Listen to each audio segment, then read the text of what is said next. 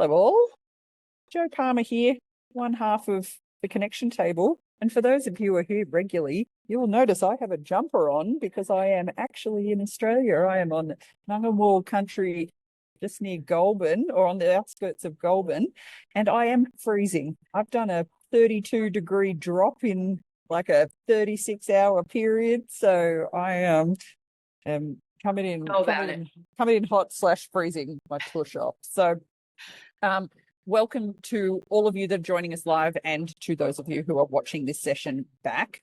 We love having these little extra pop-up sessions come up in our Connection Table calendar whenever we see opportunities that are going to hopefully benefit our membership and their broader network. So, Bernice, I'll let you introduce yourself and introduce Her Tech Circle and how we've sort of I'll just wanted to let people know how we had landed here, is that, like I said, we're always sort of looking for additional opportunities to build our network, but also to be able to promote opportunities that could be of benefit to the network.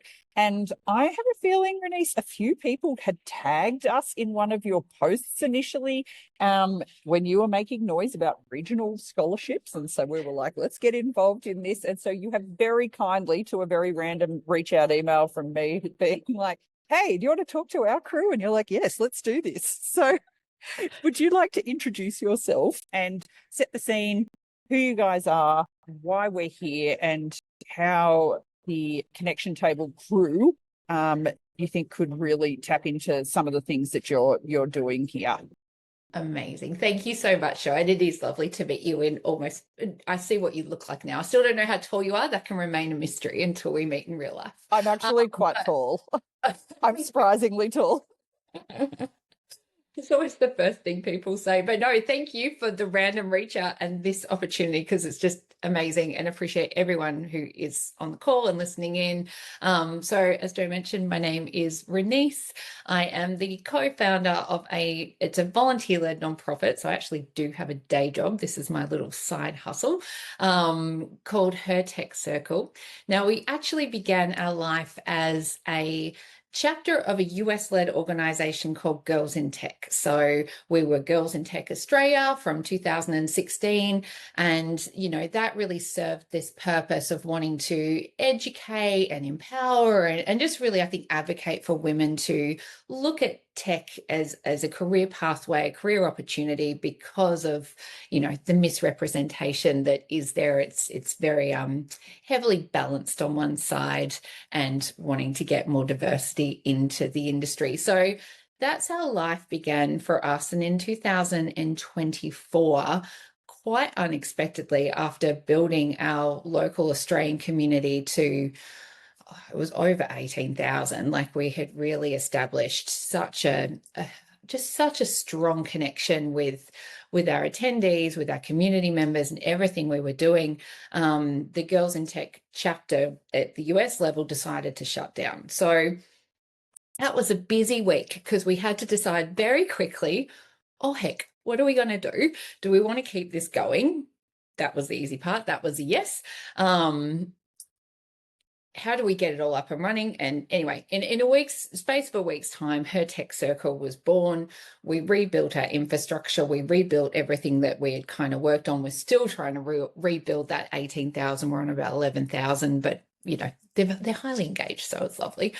But I think it also gave us this really brilliant opportunity to kind of pause and reflect and think about, okay, how can we actually really help the community now that we know them so well? And while there definitely is a diversity challenge of getting women into the tech industry, we know that, there's also brilliant organizations who are really doing incredible work to try and solve that, both from the school level to kind of even that kind of mid-career change and everything in between.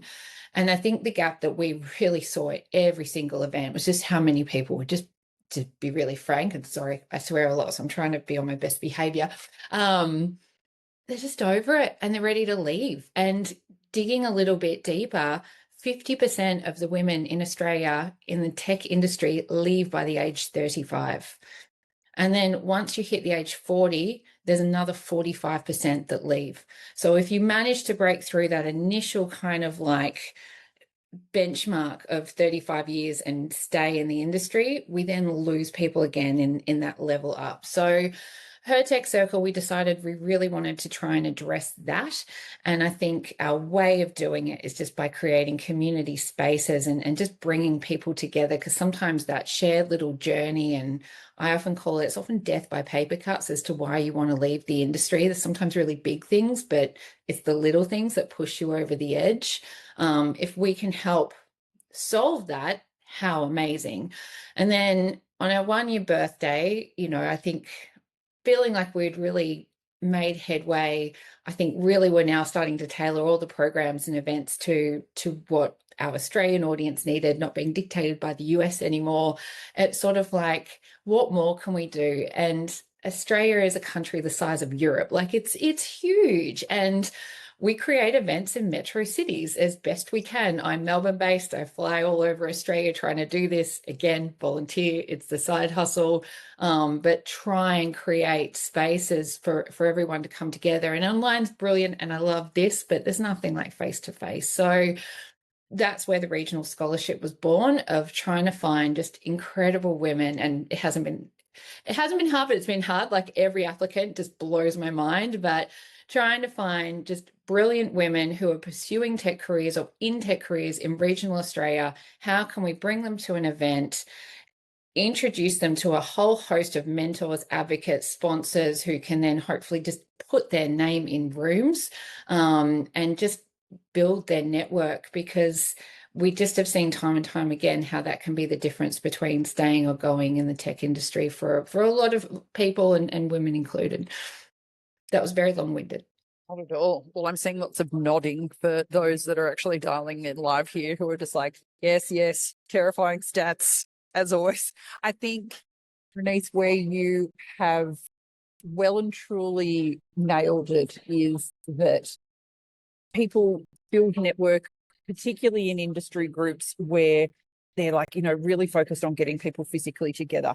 And while rural people do love a Zoom, and again, the change that this has meant for people based in the regions as far as access is phenomenal, I think most people will still agree going to something in person, even better if someone brings it to the regions, just saying if you need some connections on running some rural events, even in this call, maybe Paris, you two can connect after this. But the cost inhibiting barriers for rural people to get to a metro event is just the absolute blocker every time for most people, particularly if you're in a startup and particularly if you're a woman in a primary caregiving role. So it is not just getting a babysitter for a 2-hour event that you catch the train into the city for.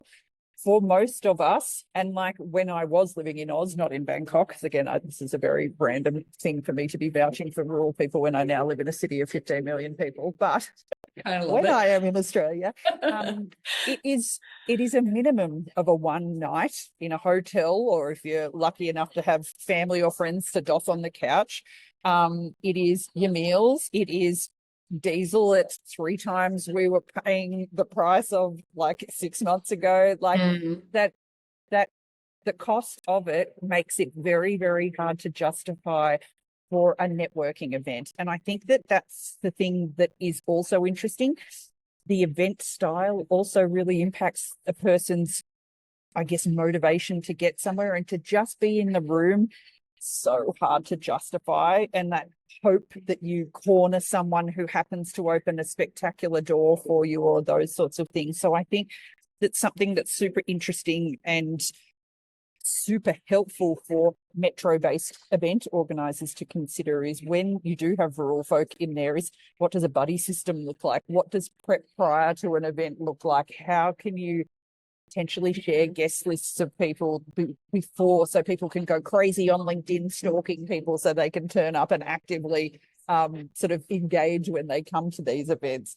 Because I feel I'm saying this all from like a place where I was a shameless monster of ringing event organisers and being like, can you please share the guest list? Can you please do this so I can literally do this? Because I'm in there. I've got a quick turnaround. I'm literally like, I want to make the potentially, most of it. absolutely, I'm potentially Yeah. only flying up for the day. If I'm doing these things, how can I make sure that I can really get ROI on my time there? So can you talk us through a bit more about the scholarship concept? What are I guess all aspects of it, and what are the sorts of things that you're looking for in an applicant that's successful for one of these scholarships? There's so much I want to talk about based on what you just said. So I'm going to try and rattle off that, and then No, please do. Please do. Just make the perimenopause might mean I forget the question, so I might have to ask again, but I will come back to it. You're so right. I'm going to an event and just hoping. And something I've learned, I don't think anyone likes going to networking events. Like it's a minority. Like I host them and I still get anxious and nervous and I need a minute afterwards just to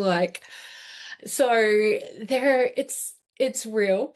Something I do really love about Her Tech Circle that we've done is the fact that when you come to an event, we actually have this little sticker system. So you write your name and then you pick a sticker if you're someone who loves networking. Like I will talk to the leg of the table if no one else will talk to me very happily.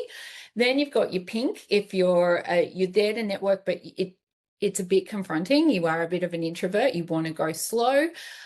We've got green if you're really not interested in networking and you're just there to whatever the theme of the event is, if it's a learning or workshop or whatever, if you just really want to go for that, which is so fine. And then we've got another sticker if you're looking for a job. So it's a bit of a choose your own adventure. You can have one or many, but it works so well, I think, just to create either a safe space or an opportunity to kind of like start a conversation. And I think one of the best things I love about Her Tech Circle is the fact that most people show up at events on their own, so they don't bring a friend. And I'm so proud of that and just the bonds that are shared. For our regional scholarship winners, though, before the event and after the event, we actually try and line up lots of little coffee catch-ups, so they probably fly home from the caffeine alone by the end of it. Exactly to what you're saying. So one, they can have some meaningful one-on-one time, but also meet a few people who are going to be there. I'm probably a bit mean, but I don't care. But every single Her Tech Circle event, our regional scholarship winners get put on a screen, and I encourage everyone in the audience to connect with them on LinkedIn. So I love that even after you've won the scholarship, it'll be like a year later and it'll be an event. You probably get all these connection requests going, what the hell's going on? But they're ones to watch, so we've got to really help promote them and connect them and just put them on people's radars. I think that's such a big part of building a tech career at the moment is a way to stand out, and that's a good way to do it. From a regional scholarship perspective, I think we're looking for someone who has either made headway or started to try and build a career, and geography has become a barrier.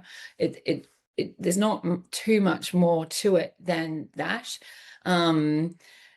They send through their application and explain why that has been the case, why it would be meaningful for them to be able to come in and the types of people that they will want to meet while they're there. And it's gifted. We're trying to do 8 a year. We've done that so far. We will continue to. And it's all about making those few days that they've got in the CBD or the metro location of wherever the event is that they choose, so they can totally choose where they want to go, have the biggest impact. And some of the things you mentioned before as well, we've got Jess, who is from Mount Gambier, who is one of our more recent winners, coming to an event tomorrow night in Sydney. So interested.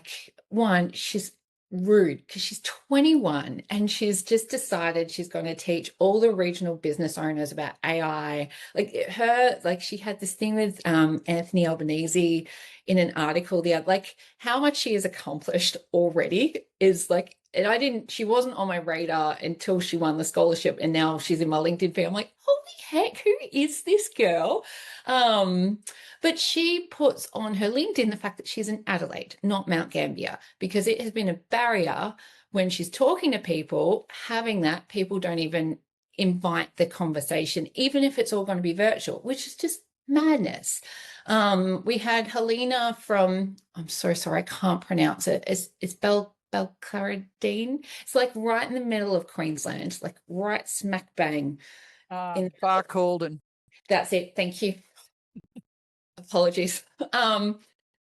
She wanted to get into cybersecurity, like passionate about it.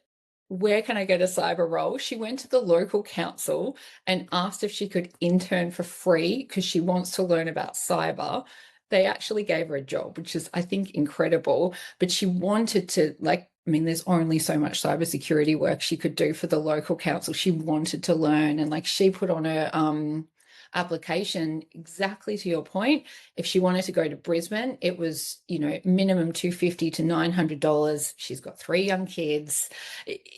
It's just not within reach. So yeah, she came along to an event we had in Sydney, and we completely continue to blow up her phone so I can share her details afterwards. She's just incredible. Like, and she has actually now taken a role in regional New South Wales and has built things out, which is kind of incredible and not surprising in the slightest. So it's really just about, I think, finding women who are truly passionate about building a tech career and are just not getting the opportunity, the conversations, the access that they need because of geographically where they're based. If we can help solve that, win. I love that. I've got a couple of questions here in the chat that I just wanted to put in front of you. So talk us through logistics as far as the scholarship. Does it cover your accommodation, travel, general expenses, and how well, actually, you can answer that one first and then I'll come back to the next one.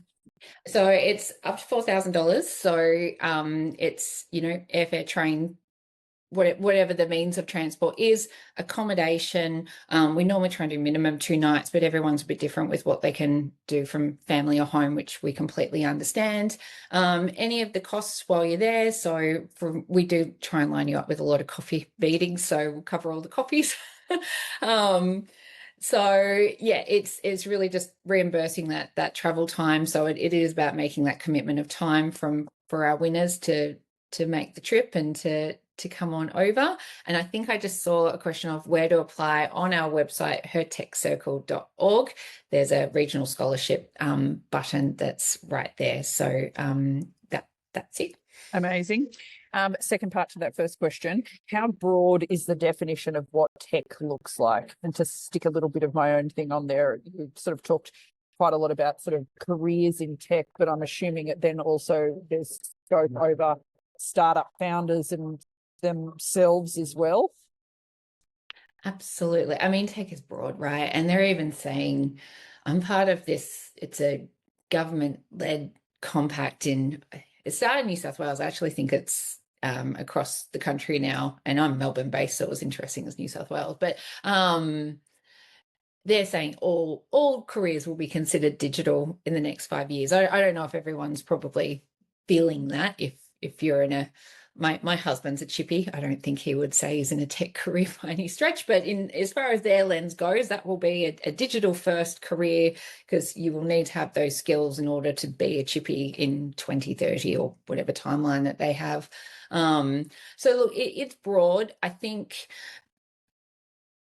that's probably one of the biggest ones that I've tried to combat, even at Her Tech Circle. So many people almost come up to me and they like confess, I'm not actually in tech. And it turns out they're a people and culture person for a tech company, or they do the marketing, or they're in customer success, but I think tech is broad and tech is all encompassing, and tech needs all of those roles to be able to function. Like correct. If you're working for the tech company, that seems like a ticker box there. Yeah, so it's a very broad one. When we are reviewing, we've had everything from data analysts to customer success to, cybersecurity. Jess would probably be in that kind of like almost founder initiative of these AI workshops, and that's, her main source of income at the moment is doing all of these. So incredibly broad. I think it just, again, boils down to the ambition that we can see that's currently being hindered, and where can we support that. Awesome. Do applicants choose a Her Tech Circle event to attend, or can they nominate a conference or something that is relevant for their scholarship? We haven't had that, but it has been a Her Tech Circle event, to be fair. So only because we want to meet them and show them off. So we do give them the choice, so they get kind of like our full event lineup. And if it's not a good time, like we've still got one girl who was in our first one who is actually going to come to one later in the year. So it's been almost 14 months since she actually won the scholarship before she sort of found one that she feels works for her. So totally at their discretion. We can make recommendations, sometimes based on, because 9 times out of 10, to be perfectly frank, between myself and my board, it's us opening up and thinking about our network, which thankfully is quite a broad and big one, looking at the individual and sort of saying, if you come to Sydney, these are the other people I think I can connect you to while you're there. I can connect them to you anyway, but you'd have the opportunity to meet them face to face. And sometimes that can play a part in what event they ultimately choose. I'm incredibly biased, though. All the events are amazing. So, you don't lose.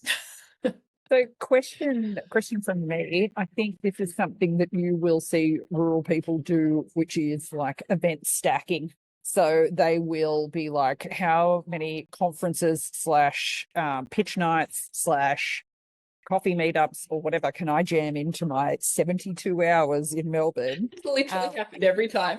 Do you actively try and line sort of almost sideline events up with things like Sunrise in Sydney or other sort of techie sort of conferences around the country that sort of make it like, okay, this is really bang for buck as far as taking the time from home to get there?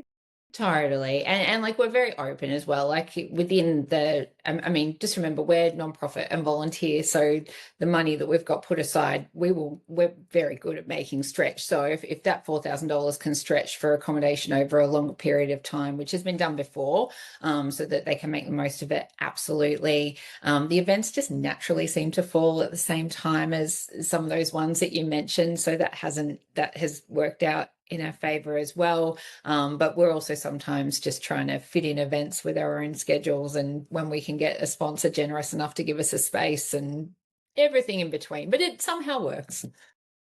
Love it. Is there anything else that you, or any more questions for those that have dialed in live, but is there anything else that you wanted to sort of cover at all, Renice, as far as like getting info out there? Because we will obviously be pushing this out internally with all of our connection table members, and this will sit sort of as an ongoing recording session. But I just wanted to confirm this is sort of like a rolling open application, isn't it? That there's no deadlines for things, that people can actually register interest at any time. That's right. So the applications are always open. We want to award 2 every quarter. The next intake will be the week of the 5th of October. But it's always on. We always want to have it there and available for people. The question before was, how has it been received right at the start? And the type of applicants we've had have been phenomenal. Where we've been really limited is the fact that most of us sharing have come to a Her Tech Circle event or are part of the Her Tech Circle community. And lo and behold, they all live in metro areas. So actually getting the communication out there that this exists to the right people has probably been the biggest challenge. That said, to date, we've had incredible applicants and just very worthy winners, but I just love for as many people in the right areas to know this exists and to hopefully apply and hopefully have a really positive influence and impact on their careers.